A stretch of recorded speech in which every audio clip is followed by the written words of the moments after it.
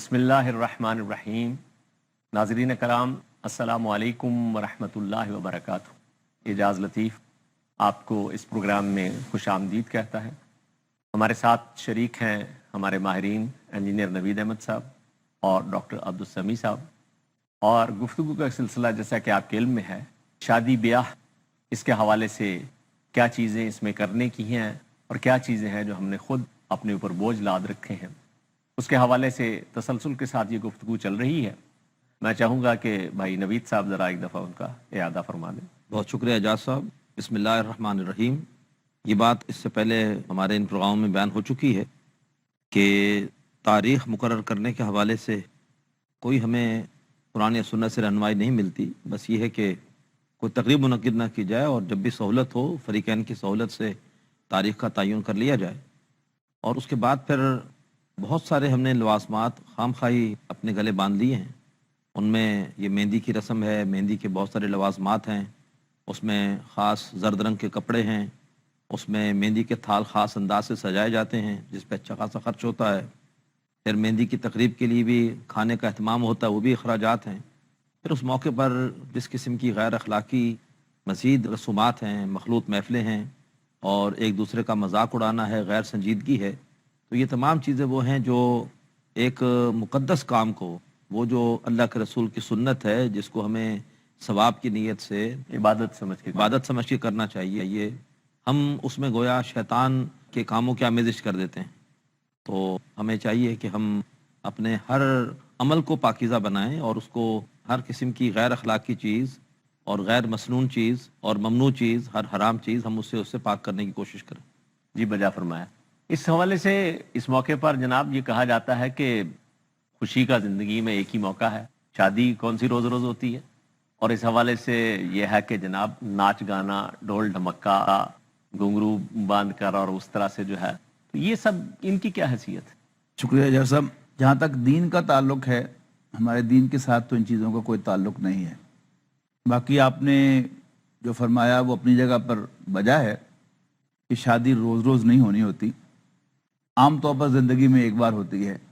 اس شادی کے موقع پر جو زندگی میں ایک بار ہونی ہے، حقیقت میں دونوں فریقوں کو بہت زیادہ کنسرنڈ ہونا چاہیے، دولہا اور اس کی فیملی کو بھی اور دلہن اور اس کی فیملی کو بھی، کہ اللہ کرے کہ یہ شادی جو ہے وہ کامیاب ہو اور واقعتاً عمر بھر کے لیے ہو۔ تو یہ بڑا سنجیدہ ایونٹ ہے۔ ویسے تو کچھ چیزیں تو وہ ہیں کہ جن کی شریعت میں سرے سے گنجائش نہیں ہے، لیکن جن کی گنجائش بھی ہے اس کے لیے بہرحال ایک حد تک اس موقع پر اس کا اہتمام ہونا چاہیے، ایک حد سے زیادہ اس کا اہتمام نہیں ہونا چاہیے، بلکہ دل میں وہ جو اندیشے ہیں ان کے اعتبار سے انسان اللہ کو یاد کرتا رہے اور اللہ تعالیٰ سے دعا کرتا رہے کہ یا اللہ یہ بیل منڈے چڑھے، یہ شادی جو ہے وہ کامیاب ہو۔ تو اس کا مطلب ہے کہ اللہ کی رحمت سے اپنے آپ کو ایسے کام کر کے محروم کرنے والی بات ہے، اور وہ بجائے اس کے کہ وہ بیل منڈے چڑھنے کے حوالے سے ہم اللہ کی مدد، اللہ کی تائید اور نصرت حاصل کریں، اس میں تو ہم اللہ تعالیٰ کی ناراضگی کو دعوت دیتے ہیں۔ اعجاز صاحب، ایک بات ہوتی ہے ذوق کی بھی۔ جی، بعض لوگ ہوتے ہیں کہ جن کا ذوق ہی خراب ہو جاتا ہے، جی، اور پھر انہیں غلط چیزوں میں ہی مزے آتے ہیں، اور بعض لوگ ہوتے ہیں کہ جن کا ذوق پاکیزہ ہوتا ہے۔ جی، تو اصل تو چیز ہے سکون۔ تو سکون گھنگرو باندھنے میں اور غیر سنجیدہ حرکتیں کرنے میں اور ناچنے میں حقیقت میں نہیں ہے، یہ ایک جھوٹی خوشی ہے، ایک دھوکہ ہے۔ اصل سکون ہے خود فریبی ہے، اصل سکون اللہ کے ذکر میں ہے۔ الا بذکر اللہ تطمئن القلوب، دلوں کو اطمینان اللہ تبارک و تعالیٰ کی یاد سے ہوتا ہے۔ جتنا اس موقع پر انشاءاللہ ہم اللہ کو یاد رکھیں گے، اللہ سے دعائیں کریں گے، تو امید ہے اللہ تبارک و تعالیٰ ہماری بچیوں کو اپنے گھروں پر آباد کرے گا، اور شیطان ناکام ہوگا جس کی کوشش ہوتی ہے کہ وہ میاں اور بیوی کے درمیان تفریق ڈالے، خاندانوں کو اجاڑے۔ تو ہمیں تو چاہیے کہ ایک ہی موقع ہے، تو میں کیوں اس موقع میں اللہ کو ناراض کروں، بلکہ میری اپروچ تو یہ ہو کہ میں نے اس موقع پر ہی اللہ کو راضی کرنا ہے، پتہ نہیں دوبارہ موقع آئے نہ آئے۔ اور اس میں ایک اور آپ نے بڑی اچھی بات کہی کہ اللہ کی یاد اور قرآن مجید کے حوالے سے جو آپ نے ذکر کیا، تو ایک اچھا موقع ہوتا ہے کہ عزیز رشتہ دار، دوست احباب جمع ہیں، تو ان کو کچھ قرآن مجید کے حوالے سے تذکیر اور یاد دہانی۔ یہ خطبہ نکاح کیا چیز ہے؟ یہی تو ہے۔ یعنی رسول اللہ صلی اللہ علیہ وسلم کی یہ سنت رہی ہے کہ جب بھی کچھ لوگ جمع ہوتے تھے تو آپ قرآن مجید کی آیات تلاوت فرما کر انہیں نصیحت کیا کرتے تھے۔ बजा اور یہی معاملہ جو ہے وہ شادی کے موقع پر خطبہ نکاح کی شکل میں جا یعنی خطبہ نکاح اصل میں کیا ہے؟ یہ رسول اللہ صلی اللہ علیہ وسلم کا اس موقع پر واعظ ہے. صحیح. نکاح بذات خود خطبہ نہیں ہے، یہ ذہن میں رہنا چاہیے کہ نکاح جو ہے اصل میں ایک مرد اور ایک عورت کا ایک دوسرے کو شوہر اور بیوی کی حیثیت سے قبول کرنا ہے. اصل میں دیکھیے آج جو ہمارے مسائل اتنے زیادہ گمبھیر ہو چکے ہیں، اس حوالے سے ایک روایت ترمذی شریف کی جس میں اللہ کے رسول صلی اللہ علیہ وسلم نے فرمایا کہ اس امت کے لوگوں پر زمین میں دنسانے اور شکلیں مسخ ہونے اور آسمان سے پتھروں کی بارش کے برسنے کا عذاب ہے. اس کی آپ صلی اللہ علیہ وسلم نے وہی تھا. تو کسی نے عرض کیا کہ اللہ کے رسول صلی اللہ علیہ وسلم یہ کب ہوگا؟ تو آپ صلی اللہ علیہ وسلم نے فرمایا کہ جب گانے بجانے والی عورتیں ظاہر ہوں گی، آلات موسیقی یہ عام استعمال ہوں گے، شرابیں پی جائیں گی. آج یہ سارے کام ان مواقع پر خاص طور پر باقاعدہ یعنی عورتیں اور طوائفیں اور ناچنے والیاں اب وہ فنکاروں کے نام پر اس کے نام پر جن کے پاس پیسے ہیں وہ جی کھول کے یہ سارے ارمان جو ہے وہ پورے کرتے ہیں اور اس طرح سے اللہ کو ناراض کرتے ہیں. حاصل گفتگو اس کا یہ ہوا کہ اس موقع پر یہ اللہ کی نافرمانی والے سارے کام جو ہیں یہ مطلوب نہیں ہے، یہ ہرگز پسندیدہ نہیں ہے اور ان سے ہمیں اجتناب کرنا چاہیے.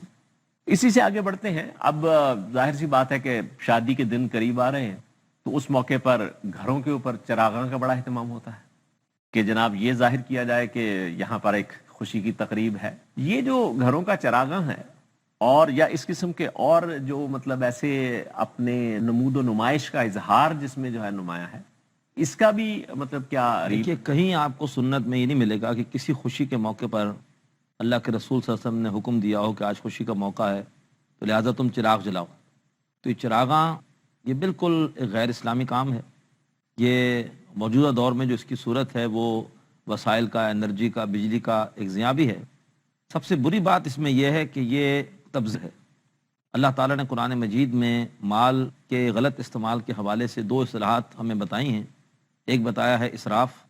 اسراف یہ ہوتا ہے کہ کوئی ضرورت کی چیز ہے اس پہ زیادہ خرچ کر دیا، وہ بھی غلط ہے. اللہ اسراف کرنے والوں کو پسند نہیں کرتا. زیادہ ضرورت خرچ کر دیا. ولیمہ ہے ٹھیک ہے لیکن ولیمے میں بہت زیادہ ڈشز رکھ دیں نام و نمود کے لیے، اسراف ہے.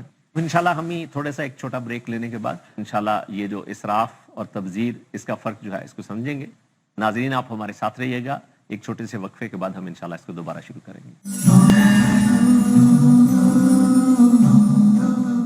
السلام علیکم ورحمۃ اللہ وبرکاتہ. ناظرین کرام، پروگرام میں ایک دفعہ پھر خوش آمدید. بات ہو رہی تھی اسراف اور تبذیر کے حوالے سے. نوید صاحب ہمیں دونوں کا فرق اور دونوں کی کیا خرابیاں ہیں وہ واضح کر رہے تھے. جی نوید صاحب. جی میں عرض کر رہا تھا کہ جو اسراف ہے یہ تو ضرورت سے زائد خرچ کر دینا یہ اسراف ہے، اور اللہ نے اس سے بھی منع فرمایا ہے کلوا واشربوا ولا تسرفوا، کھاؤ اور پیو اور اسراف نہ کرو. انہ لا یحب المسرفین، اللہ اسراف کرنے والوں کو پسند نہیں کرتا. اور ہمارے لیے یہی کافی ہے کہ اگر ہمیں کہہ دیا جائے کہ یہ چیز اللہ کو ناپسند ہے تو ہمیں اسے چھوڑ دینا چاہیے. لیکن تبذیر اس سے بھی زیادہ بری شے ہے. تبذیر یہ ہے کہ بیجا بغیر ضرورت کے پیسے کو خرچ کرنا، اور اللہ نے اس کے حوالے سے بڑے سخت الفاظ استعمال فرمائے ہیں سورہ بنی اسرائیل آیت 27 میں کہ ولا تبذر تبذیرا، پیسے کو بیجا مت اڑاؤ. ان المبذرین کانوا اخوان الشیاطین، بے شک جو بیجا خرچ کرنے والے ہیں یہ شیطانوں کے بھائی ہیں. وکان الشیطان لربہ کفورا، اور شیطان اپنے رب کا ناشکرا. جی بالکل. تو یہ پیسے کی ناشکری ہے، ناقدری ہے. اتنی بڑی اللہ تعالیٰ کی طرف سے ایک نعمت ہے پیسہ. اس پیسے سے ہم توشہ آخرت بنا سکتے ہیں اور اچھے کاموں میں اس کو لگا سکتے ہیں، لیکن ہم اس پیسے کو صرف نام و نمود کے لیے اور غیر اسلامی رسموں کے لیے ضائع کر کے کتنے بڑے سرمایہ کو برباد کر رہے ہیں.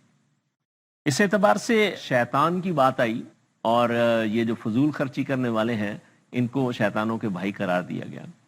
شیطان عام طور پہ انسان کو اس حوالے سے کہ بھائی جو آپ نمود و نمائش میں فحش کے لیے تو خرچ کرنے پر بڑا آمادہ کرتا ہے، اور اگر اللہ کے راستے میں کچھ لگانا ہو تو اس سے جو ہے وہ ڈراتا ہے. قرآن مجید میں اس حوالے سے جی وہ جو رائے ہے اس کو ذرا واضح فرمائیے. یہ قرآن مجید میں فرمایا گیا کہ اللہ تمہیں صدقات و خیرات کے ذریعے سے جنت کی بشارت دیتا ہے، جبکہ شیطان تمہیں فقر و فاقے سے ڈراتا ہے. صحیح بات کہ اگر اللہ کے راستے میں لگاؤ گے تو بھوکے مر جاؤ گے. یعنی کوئی آدمی اگر دین کے راستے میں کچھ لگاتا ہے تو اس کے عزیز و اقارب اس کو کیا مشورے دے رہے ہوتے ہیں؟ ہوش کے ناخن لو، بیٹیوں والے ہو، بیٹیوں کے ہاتھ پیلے کرنے ہیں تم نے ابھی، یہ کہاں یہ کر رہے ہو؟ قرآن مجید میں سورہ حدید کے اندر یہ فرمایا گیا کہ اللہ تعالیٰ ہی کے حکم سے ہوتا ہے سب کچھ، کوئی نفع کوئی نقصان. پھر فرمایا کہ اللہ اس لیے یہ بات بیان کر رہا ہے کہ لِكَيْ لَا تَأْسَوْا عَلَىٰ مَا فَاتَكُمْ وَلَا تَفْرَحُوا بِمَا آتَاكُمْ، تاکہ جو چیز تم سے چلی جائے، تمہارے ہاتھ سے نکل جائے، اس پر مایوس نہ ہو جاؤ، اور جو اللہ تمہیں عطا کرے اس پر اتراؤ مت. غرور نہیں واللہ لا يحب كل مختال فخور، اور اللہ تعالیٰ کسی بھی شیخی خورے کو اور اکڑنے والے کو پسند نہیں فرماتا. اس کے بعد بڑی پیاری بات کہی ہے، الذین یبخلون ویامرون الناس بالبخل، وہ لوگ کہ جو خود بھی بخل کرتے ہیں اور لوگوں کو بھی بخل کی ترغیب دلاتے ہیں. اچھا، اب آپ کو ایسا آدمی کوئی نہیں ملے گا بظاہر کہ جو کسی کو کہے بھائی بخیل ہو جاؤ، بخیل ہو جاؤ، بخیل ہو جاؤ، لیکن یہ انڈائریکٹ ہتھ کنڈے ہوتے ہیں. یعنی ایک تو ہمارا بینکاری کا نظام جو ہے وہ ترغیب دلاتا ہے بچاؤ بچاؤ بچاؤ، وہ ایک پہلو سے ایک اور برائی کی طرف جو ہے وہ لے کے جا رہا ہے، سود کی طرف. اور دوسرا، جو آدمی صدقہ و خیرات کرتا ہے اس کو روکا جاتا ہے. یعنی یہ بخل کی ترغیب ہے نا، کہ اللہ کے راستے میں نہ لگاؤ. یہاں تک کہ یعنی انسان کے سرمایوں میں ایک بہت بڑا سرمایہ وقت ہے، اور کوئی شخص اگر دین کے لیے وقت لگائے اس پر تو گویا قیامت ہی ٹوٹ پڑتی ہے. اس کے دوست، اس کے احباب، اس کے رشتہ دار، اس کے گھر والے سب اس کو یہی نصیحت کر رہے ہوتے ہیں، ہوش کے ناخن لو، پاگل ہو گئے ہو. مطلب کیا ہے؟ کنجوس ہو جاؤ. بالکل. اور وہ کنجوسی کے علاوہ جو یہاں کہا کہ الشیطان یعدکم الفقر ویأمرکم بالفحشاء، اصل جو یعنی پہلو یہاں پر ظاہر ہوتا ہے کہ جب مثبت کام کے لیے خرچ جائے اس پہ تو فقر کے ڈرائے گا، لیکن دوسری طرف سارے بے حیائی کے کاموں کے لیے خرچ کے لیے. مجھے یاد ہے اس کا تجربہ ہوا ہمارے محلے میں جو مسجد ہے، تو ہم نے سب نے مل کر طے کیا کہ اس مسجد میں ہم کوئی دکانیں وغیرہ نہیں بنائیں گے، اور تاکہ مسجد کا ماحول پرسکون رہے، لوگ پرسکون انداز سے آ کے اللہ کا ذکر کر سکیں. اور مسجد ہماری ذمہ داری ہے محلے والوں کی، اور اس کے تمام اخراجات ہم انشاءاللہ خود برداشت کریں گے. تو ہمیں ایسے بھی لوگوں کا سابقہ پیش آیا، ایسے لوگوں سے بھی، کہ ہم نے ترغیب دی کہ مسجد کے لیے ہمیں منتھلی اتنا کنٹریبیوشن کرنا چاہیے. تو وہاں تو وہ بہت ہی معمولی سا کرتے ہیں، ٹھیک، اور یہی کہ لگتا ہے شاید یہاں پیسہ خرچ کرنے سے کوئی فقر نہ آ جائے. لیکن جب انہی کے ہاں کوئی شادی کی تقریب ہوتی ہے تو پھر ہزاروں روپیہ وہ خرچ کر دیتے ہیں چراغاں پر، اور بیوٹی پارلر جانے پر، اور بیہودہ قسم کے فیشنز پر. بلکہ اب تو چراغاں سے آگے بڑھ کر آتش بازی، جی ہاں. اس وقت تو یہ جو ہے ایک بڑا، اور پٹاخے، اور وہ پتہ نہیں ساری رات لوگوں کے لیے جینا بھی جو ہے وہ اپنا، یعنی اس میں صرف نمود و نمائشی نہیں ہے، اس میں صرف شیطانی وہ کام ہی نہیں بلکہ دوسرے لوگوں کے لیے بھی اذیت کا اور تکلیف کا باعث بننے کا. اس میں آپ نے کبھی شاید غور کیا کہ نہیں کیا، یہ آتش بازی جو ہے جی، یہ اصل میں قرآن مجید جہنم سے ڈراتا ہے، آگ سے ڈراتا ہے. ہاں، یہ آگ کے ساتھ ذرا کھیل کرنے کے لیے، کھیلنے کی عادت، تاکہ آگ کا ڈر جو ہے وہ دلوں سے نکل جائے. اور یہ بھی ایک کھیل تماشا جو ہے، کھیل تماشا ہو گیا، نام بھی ہے آتش بازی، یعنی آگ کے ساتھ کھیل. آگ کے ساتھ کھیل. اچھا، اب اسی میں یہ بات، یہ سارے جو ہم شیطانی کام ہیں جو فضول خرچی والے ہیں اس حوالے سے ہو رہی تھی، یہ سارے رسم و رواج کے حوالے سے چل رہے ہیں. اس میں ایک جو آج کل یہ ہے کہ جناب بری کے جوڑے، جی، جہیز کی تو ہم نے بات کر لی تھی، بری کے پر بھی جو ہے بہت ہی بیش قیمت کپڑے، اور ان کی بھی تعداد جو ہے وہ پھر خاص، کہ جناب کہیں 21 اور کہیں کچھ، بڑے فخر سے بتایا جاتا ہے. ہاں جی. اور پھر اس میں وہ سارا اکثر و بیشتر وہ لباس ایسی وہ اپنا اس کے اوپر میٹیریل کے ہوتے ہیں کہ وہ ایک دفعہ سے زیادہ پہننے کی ان کی نوبت نہیں آتی.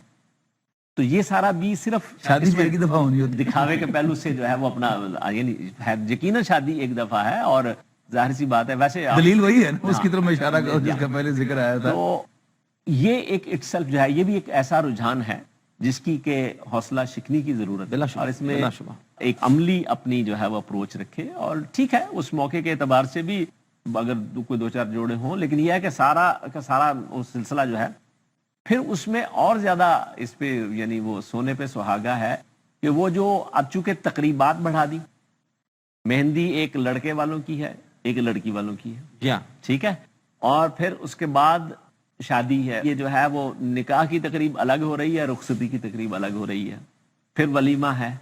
اب ان سارے مواقعوں کے لیے جو عروسی جوڑے ہیں، اور ان میں سے ہر جوڑا وہ اب جن کی ہمت اور حیثیت ہے وہ تو لاکھوں میں ایک بن رہا ہے. اچھا پہلے صرف دلہن کے جوڑوں پر ہی جہیز کو زیادہ اسراف ہوتا تھا، اب دولہا کے بھی جو ہے اس اعتبار سے جو ہے وہ اتنے ہی زیادہ قیمتی. اب تو دولہا صاحب بھی پارلر پہ جانے لگے ہیں ماشاءاللہ. جی پارلر جو ہے ان کے لیے بھی جو ہے وہ بیوٹی پارلرز، اور وہاں پر جو ہے وہ، تو یہ ساری چیزیں بظاہر تو ہیں کہ جناب ہم ایک خوشی کے موقع پر ایک کام کر رہے ہیں، اور بات شروع ہوئی تھی کہ ہم ایک عبادت سر انجام دینے جا رہے ہیں، لیکن اس عبادت کے اعتبار سے اللہ کی ناراضگی والے اور اللہ کو یعنی اللہ کے رسول صلی اللہ علیہ وسلم کے احکام کی خلاف ورزی والے سارے کام کرتے ہوئے پھر یہ سوچنا کہ جناب اس سے ہمیں کوئی اجر و ثواب والا معاملہ ہوگا، یہ ایک خاصی ہم نے بڑی فکر کی ضرورت ہے. مولانا الیاس رحمۃ اللہ علیہ جنہوں نے تبلیغی جماعت کے کام کا آغاز کیا تھا، تو وہ بڑے رقیق القلب انسان تھے. جی جی شادی بیاہ کی تقریبات میں چلے جاتے اور وہاں پر سارے رنگ رنگ دیکھ کے رونا شروع کر دیتے. اچھا تو لوگ کہتے ہیں کہ مولانا یہ خوشی کا موقع ہے، ہاں سب لوگ خوش ہو رہے ہیں، آپ رو رہے ہیں، آپ شادی پہ آئے یا مرگ پہ آئے؟ مرگ پہ آئے. ان کا جواب یہ تھا کہ تم نے آج ہر ایک کو خوش کرنے کی کوشش کی ہے، ہاں یہاں تک کہ تم نے گھر میں جھاڑو دینے والے کو بھی خوش کیا ہے، جی ہاں لیکن جو کچھ میں دیکھ رہا ہوں ہاں. اس سے تم نے اللہ اور اللہ کے رسول کو ناراض کیا. نارا اللہ تو ہمیں اللہ یہ احساس عطا فرما دے کہ ہم کر کیا رہے ہیں. ہاں تو احساس کی بات ہے، جی بالکل ہم اصل میں بے حس ہو گئے ہیں. بے شک. اگر احساس ہو جائے تو رفتہ رفتہ خود ہی ہم ان خرافات کو چھوڑ کر اور اسی پیسے کو ہم اپنے لیے صدقہ جاریہ بنا سکتے ہیں. اصل میں بات یہ ہے جی کہ احساس جو ہے وہ انسان کا ایک جو فیلنگز ہے یہ نہ تو اوور نائٹ منفی ہوتی ہیں نہ مثبت ہوتی ہیں. یہ تو ایک صدیوں کا تعامل ہے جی جس میں ہم نے بجائے اس کے کہ اس میں ہم جو ہے جیسے ہی ہمیں یہ موقع ملے تھے کہ ہم ان چیزوں سے پیچھے ہٹ سکتے ہیں، ہم نے تو ردے پر ردے اور چڑھانے شروع کر دیے. اب جیسے ہم لوگوں کی جو جب اس وقت اتنی زیادہ تقاریب آج سے 30-40 سال پہلے نہیں کا ہوتی تھی. سلسلہ نہیں تھا، آج وہ اور زیادہ، اور اس کے اندر جو ہے کسی نہ کسی بہانے سے اضافے، اور پھر اس کے اندر جو ہے وہ جو اللہ کی نافرمانی کا والے ہیں ان کے اندر بھی مزید جو ہے وہ اضافے جاری ہیں. تو اس سے یہ پتہ چلا کہ ان ساری خرافات سے ہمیں ان سارے جو اللہ کے منع کردہ اور اللہ کے رسول صلی اللہ علیہ وسلم کی سنت اور سیرت سے جو طریقے ثابت نہیں ہیں ان کو چھوڑنا چاہیے. اور یہ جو اللہ تعالیٰ اس کے نتیجے میں جو پیسے ہمیں بچیں گے اس کو ہمیں لگانا چاہیے اللہ کی راہ. اور بلکہ اس موقع پر بھی اگر وہ یہی پیسہ کچھ محتاجوں، کچھ یتیموں، کچھ ایسی بچیاں جن کے نکاح نہیں ہو پا رہے ہیں ان کے لیے جو ہے وہ اپنا اگر دل لگائیں گے تو انشاءاللہ جو ہے یہ ان کے لیے تو شاید آخرت بھی بنے گا اور آئندہ کے لیے جو جوڑا ہے اس کے بھی گھر میں خوشی آئے گی. بالکل. اب چلتے ہیں جناب، آج سے پہلے ایک بارات کا بھی بڑا اہتمام ہوتا ہے، تو یہ بارات بھی اس کی بھی کوئی سنت میں اور سیرت میں اس کی کوئی حقیقت؟ بارات ویسے کیا عربی میں بارات کا لفظ عربی میں ہے ہی نہیں، ہاں جی، اور یہ بارات کا لفظ بس ہمارے یہاں ہندوستان پاکستان میں ہی زیادہ استعمال ہوتا ہے، بنگلہ دیش میں. جی اور اس بارات کی اصل میں وجہ کیا بنی؟ اس کی وجہ بنی جہیز، دان دہیز. دان دہیج. ہاں کہ اب جہیز کو اٹھا کر لانے کے لیے نفری چاہیے، اور آج کل تو خیر یہ جہیز کا سامان گاڑیوں پر منتقل ہو جاتا ہے. ہاں پرانے زمانے میں ظاہری بات ہے کہ اس طرح کے ذرائع حمل و نقل نہیں تھے، تو لہٰذا ایک نفری کی ضرورت ہوتی تھی جو کہ جاتی تھی لڑکی والوں کے ہاں تاکہ وہاں سے جہیز اٹھا کر لائے، اور راستے میں خطرہ ہوتا تھا کوئی ڈاکو وغیرہ کا بھی، اس سے حفاظت بھی ہو جائے. تو یوں یہ بارات کا ایک تصور آ گیا، اور اب چونکہ جا رہے ہیں ایک خوشی کے موقع پر تو اس کے ساتھ ڈھول اور بتاشے اور ایک عجیب جو ہے وہ اللہ جلوس کی گلا. شکل، اللہ گلا.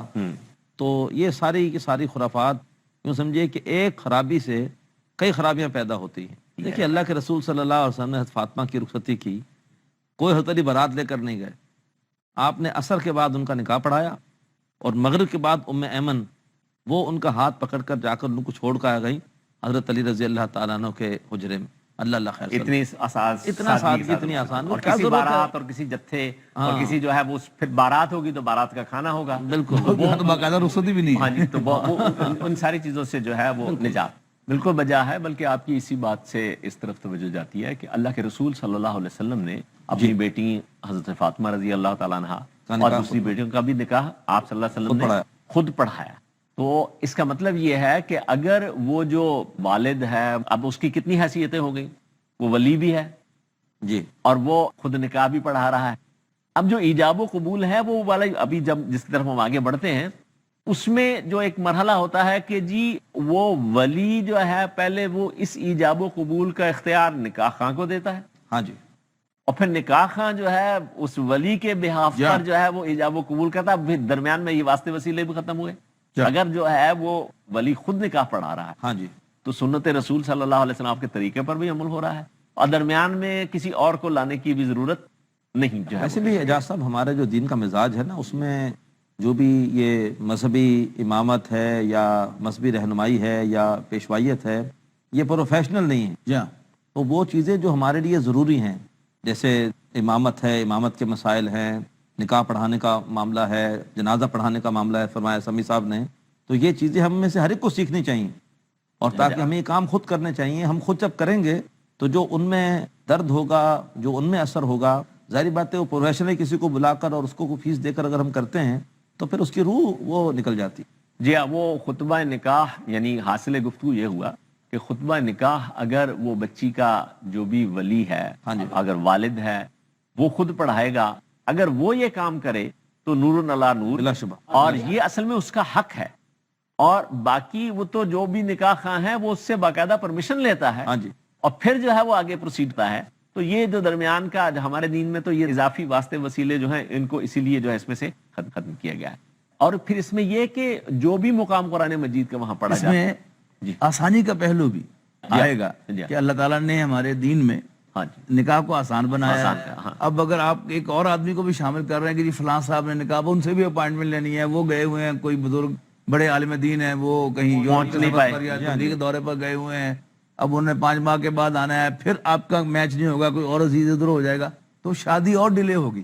اگر گھر کا ولی بزرگ یا دلہن کا ولی ہی نکاح خواہ ہوگا. تو ناظرین کرام, اللہ تعالیٰ سے دلی دعا ہے کہ وہ ہم سب کو عمل کی توفیق عطا فرمائے. وآخر دعوانا ان الحمدللہ رب العالمین, والسلام علیکم ورحمۃ اللہ وبرکاتہ.